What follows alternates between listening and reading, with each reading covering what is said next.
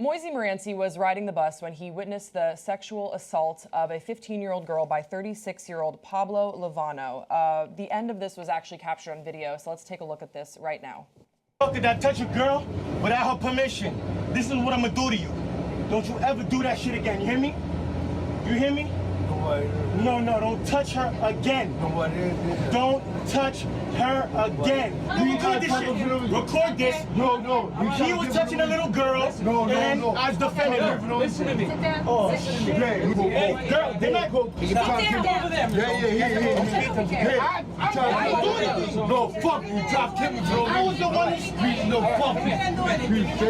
Motherfucker. Hands behind your back. Motherfucker. Hands behind your back. Yo, stop. No, that way get caught. No, I didn't do anything.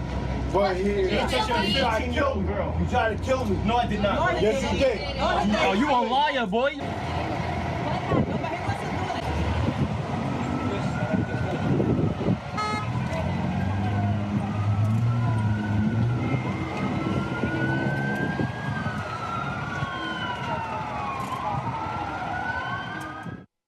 So that's what was captured on video, but Moise actually went onto Facebook and detailed a little bit of what happened before and then following when he was placed in handcuffs. I'm going to read you a little bit about what he posted on Facebook. He says, quote, "I'm sitting at the back of the bus when this drunk guy gets on, saying all types of sexual shit to this little girl sitting next to me. At first, he started caressing her hand, and I saw how uncomfortable it made her. Then he started getting aggressive and saying, 'I can do whatever I want, you black piece of shit.' So I yelled at him so loud that the bus stopped and everyone stared. Instantaneously, he reached for his pocket and lunged at me, so I had to defend myself. I told the people on the bus to record and help me restrain him. The police eventually came, but started arresting me as well. I was so confused and felt criminalized. Why is this happening to me? I was told that no matter what the circumstances were, I still assaulted him." So eventually, when police arrived to the scene, a sergeant did release him at the scene of when this all took place.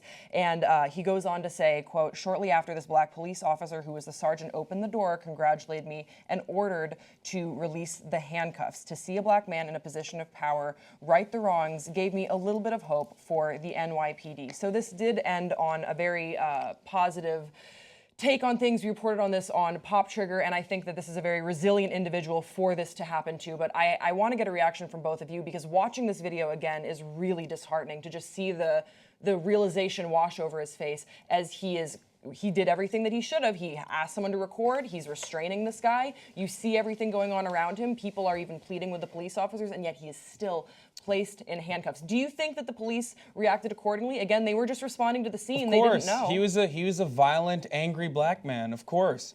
Except he wasn't, like, he was literally just standing by himself. The other person was clearly, he was resisting arrest. The other person was resisting arrest. Clearly inebriated, and too. he was inebriated. He was screaming obscenities.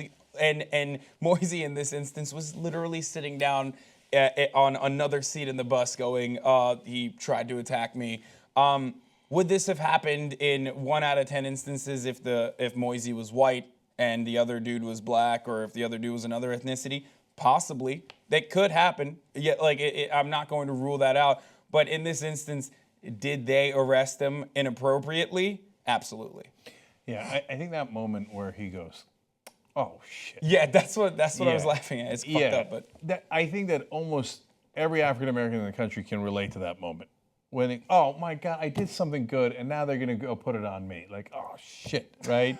And so they go to handcuff him there. They go to handcuff him outside. So look, yeah, it is good news at the end that they finally, got some sense in him and did not bring him down and go through the whole rigmarole of the rest. But you didn't have to put handcuffs on him. One, he's not going anywhere. He was not a flight risk at all. He was not running. He was trying to help you. Second of all, like, before you go to put handcuffs on anybody, why don't you just ask somebody? Why don't you ask the girl? Why don't you ask the 15-year-old girl who's right, who's wrong? This guy says he was touching you and was trying to protect you. Is that true? It's not that. Look, that'll get you an answer in 15 seconds. Then you'll, of course, do more investigation, make sure he's right. You'll talk to more witnesses. You'll talk to the bus driver. But they'll tell you who was right and who was wrong, enough for you to understand, do I have to handcuff this guy?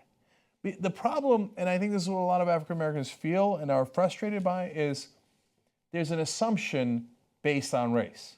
So the assumption is, well, I got to handcuff this guy. There's a black guy here. There's a conflict. And so I got to handcuff him first, ask questions later. Whereas, look, there's a lot of different factors. Race is a factor. I know some of you see no evil, hear no evil. No, never. White people, black people get treated exactly the same, despite what every single study shows. Another factor is age. Another factor is how you're dressed. If that's a 60-year-old white man in a business outfit, there is no way in the world they handcuff him.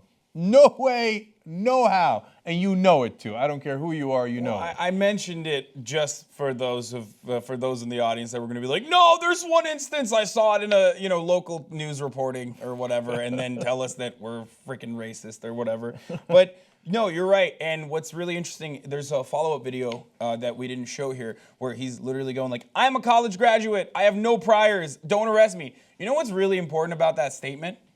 Is that if they do arrest him and they do detain him, boom, he's in the system. All of a sudden, now, for no reason whatsoever, for doing the right fucking thing at that moment, now he has priors. Now he's arrested. Now, when someone arrests him again in the future, maybe for doing another great thing, maybe he'll stop a purse snatcher or something, and then they'll arrest him again. This time they're like, wait a minute, he's been arrested for disorderly conduct or assault in that instance. They were saying, well, we have to arrest you because you assaulted this person. Doesn't matter if that person was sexually assaulting a minor.